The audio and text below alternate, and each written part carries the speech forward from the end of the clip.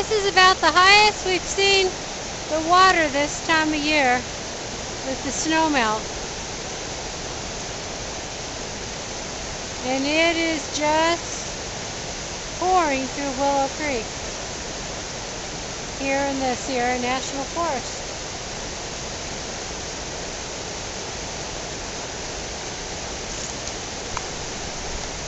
This is the snow at the turnoff from the railroad bed that goes along the cliff to where it meets the